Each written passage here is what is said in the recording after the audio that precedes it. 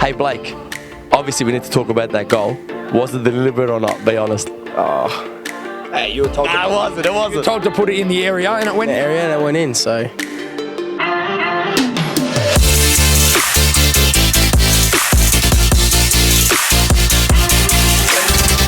After the whistle here, match day 3, powered by Indeco, UCS, Goldfields and Clover. I'm here with Andy Vargas, and we're here at Green Gully Reserve, a place that this man can't walk without being accosted. So it's always an interesting place to come here and go against, you know, your old club in a way, but obviously as a coach. What was the feeling like before the game coming here today?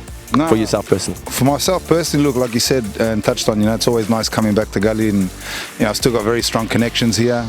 You know, my son is an active player and has been for a number of years, and you know, even with Zoc and Jeff and myself, we all played for the club, and we love the club dearly, you know. But you know, our heart's blue now, you know, with Avondale, and I thought the boys put in a really good shift. You know, we backed up from last week, clean sheet, 2 more goals, and you know, everybody looks to be sort of falling into that sort of confident category again. So, you know, we're getting our mojo back, and I think, you know, we're looking forward now to Dandenong City next week.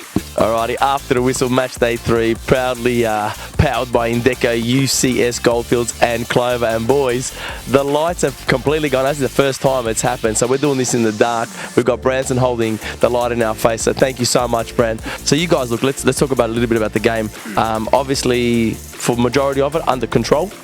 But again, it was only 2-0. Do you feel like maybe you deserve to put a few more chances away today? What do you think? Do we miss those opportunities or not?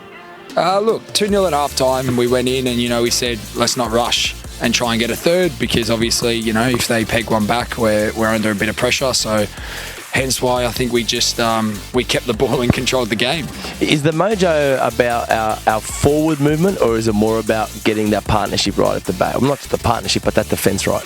Look, it's funny, you know, you look at a team like us and you'd think we'd only put on, you know, attacking movements and sessions based on the attack, but we really focus a lot on the defensive side of things, and we firmly believe that if we have a solid defensive foundation, that's a platform for the players to express themselves, you know. So, and we'll keep drilling that into the boys. They're young, you know, all they want to do is attack and do the nice stuff and score goals, and it's a beautiful part of football. But you know, the attack wins you games of football, but we understand that defense wins you championships, you know. There's no secret about it. We want to try and achieve something this year and get silverware. So, okay, beautiful. And then look, we also need to talk about that second whip that you did. It's like you were holding L1, and that just like glided in nicely. You guys been practicing that at training?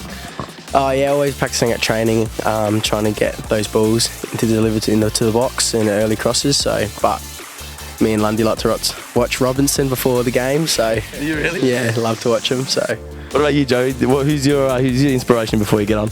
Oh, I don't really watch the defenders. More of an attacker. I love Mane. He's a superstar. Yeah. What's it been like living with Lundy and Valentini? Because obviously you had to replace Suki, and according to Zoc, you know, got the 3 amigos there. How's that been? To be fair to them, they are really good boys, and I love them to bits, and it's been really good living with them. Even though sometimes they are a bit hard to handle, and they get into those little moments, but nah, it's really good, and I'm happy. Talking about cliches, you know, talk about defences winning championships, but 2-0 is always, I know Branson out there, he loves 2-0 kind of, you know, leads. At 2-0, were you a little bit worried? Because we probably should have put that away really early on. Were you a little bit concerned? Were the guys on the bench concerned? Yeah, like you said, Dim, you know, the 2-0 scoreline is always dangerous. They get a goal and they get back into it and their tails are up, you know. But, you know, we did enough to hold out, and we all defended in a really resolute manner, and it was a very disciplined performance. And on any other day, we can possibly hit a team for, you know, 3, 4 or 5. So, you know, Gully are a good outfit, and we're very happy with the 2-0 win. Joey, I reckon this last couple of weeks, man, there's a little bit more of a ferocity to your game, a little bit of tenacity that maybe we didn't see so much last year. Has there been a change in mindset in you? It seems like a bit more of a determination this season. Yeah, of course. I think that's one of the chats I had with the coaches pre-season. Just bring a bit more, like you said, ferocity into the game, a bit more aggression. But we've instilled that with all the players, you know. We want to win those tackles and win those second balls, and that's obviously been one of our key things at the moment, and it's paying off, so that's good. Talking about winning the balls, you obviously got to win the ball and then you've got to maintain possession.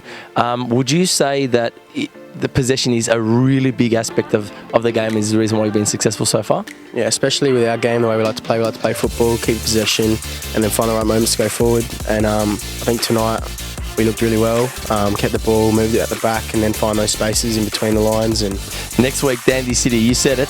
Okay, what are you expecting there? Because if they're going to build that momentum from last season, right, do you think they're going to bring that in this season as well? What are your thoughts so far on Dandy City? Oh, I think they're going to be a formidable outfit, you know. A very good friend of mine, Sash Oganovsky, is the head coach, former Socceroo. You know, he's played at the highest level, he's getting his coaching experiences now. He's going to be fantastic for them. And I'm sure they're going to be a very organised, very disciplined outfit. And it's going to be hard to try and get 3 points out there in Dandenong on a Friday night. But you know what? We've got good memories from round 1 last year and going there and putting on a bit of a show for our supporters. And hopefully we can do the same on Friday.